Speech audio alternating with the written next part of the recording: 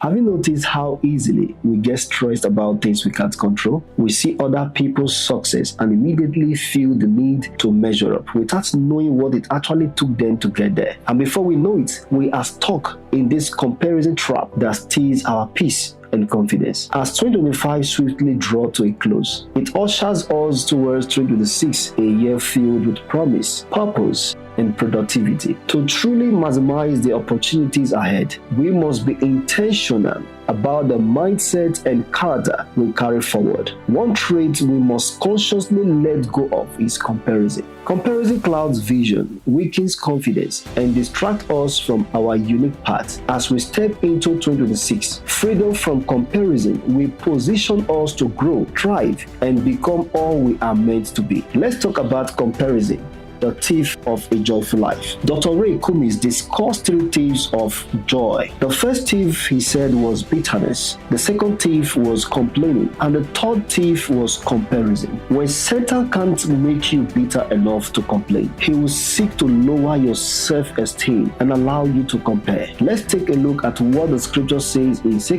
Corinthians chapter 10 verse 12, which states that those who measure themselves by themselves are not wise. This verse teaches that comparison leads to envy, discontentment, and pride, which are detrimental to a person's spiritual well-being, and advises focusing on God's unique plan for one's own life instead. 2 Corinthians 10 verse 12. This verse is central to the concept, saying that we dare not class ourselves or compare ourselves with those who commend themselves. It suggests that judging oneself against others is a foolish and unhelpful practice. How to get out of this hook of comparison? Focus on self-examination instead of comparison. The Bible encourages self-reflection and growth in one's own actions rather than looking to others for validation. Galatians 6 verse 4 says, "Let each person examine their own work, and then they can take pride in themselves alone without comparing themselves to someone else." How to get out of this hook of comparison? Focus on self-examination instead of comparison. The Bible encourages self-reflection and growth in one's own action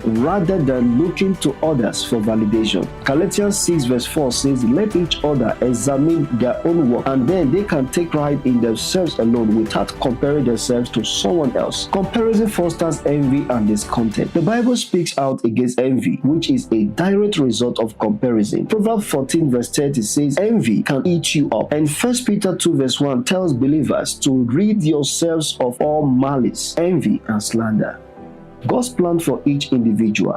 Scripture emphasizes that God created each person uniquely for a purpose. Comparison can make you question God's plan for your own life rather than trusting and using the gifts He has given you. True joy comes from God, not possessions or status. The phrase can lead to coveting what others have, leading to dissatisfaction. The Bible teaches that true joy and contentment comes from a relationship with God and gratitude to His gifts, not from a comparison with others. 1 Corinthians 4 verse 7 is a verse that questions human pride by asking what anyone has that they didn't receive from God, and if they did receive it, why they boast as if they didn't. This verse serves as a reminder that all abilities, gifts, and blessings come from God, and encourages humility by pointing out that any perceived superiority is not self-created. The hook of comparison is usually a mental habit of comparing yourself to others in a way that creates stress, insecurity, or discouragement. Let's look at effective strategy to get out from the hook of comparison. Strategy 1. Practice awareness. Notice when you are hooked. The first step is catching the moment you start comparing. They are ahead of me. I'm not good enough. I should be where they are. Just noticing this thought alone weakens your own strength and power.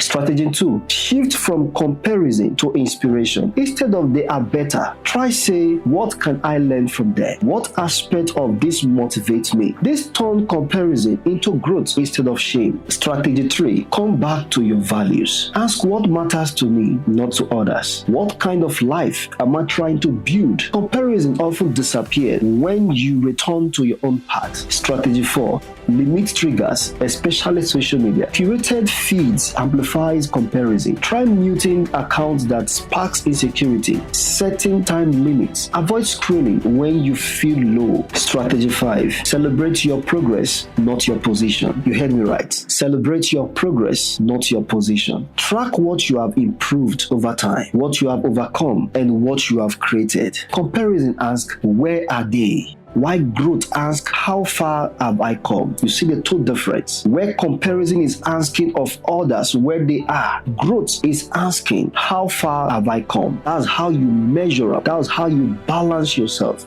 Strategy 6. Practice self-compassion. When you compare yourself, respond internally with, I am enough as I am. It's okay to be where I am. Everyone has their own timelines. Self-kindness dissolves comparison more quickly than logic. Strategy 7. Use reality reminder. Most comparisons are made against half-true, incomplete stories. Remind yourself, you don't see their struggles. You don't know the sacrifice behind their successes. You are comparing your behind the scenes to their highlight reels. Strategy 8. Focus on your strengths and uniqueness. Write down what you are good at, what people appreciate about you, and what makes you different from others. Comparison collapses the power of individuality. Don't forget that. Comparison collapses the power of individuality.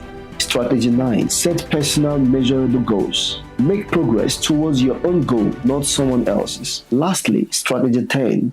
Surround yourself with grounded people who encourage you, not those who trigger insecurity. The sooner you recognize where things may have gone wrong, the better and healthier our lives and society can become. I want to leave you with this scripture. Ecclesiastes 3 verse 1 says, there's a time for everything and a season for every activities under the heavens. Your time will surely come if you allow God to lead you. There's no need for pressure. Move at your own pace. Remember, everyone's season is different and will never be the same. Your friend's season may arrive in the morning, yours may unfold at noon, mine may come in the evening, but each season is certain in its own time and pace. Do not give the enemy room to trouble your mind. Let go of this attitude, let go of this character of comparison. You cannot compare yourself with others. Go in your own pace, go in your own timing, and shout out, my friend, because you are next in line for a season of joy. Compliment of the seasons, my friend.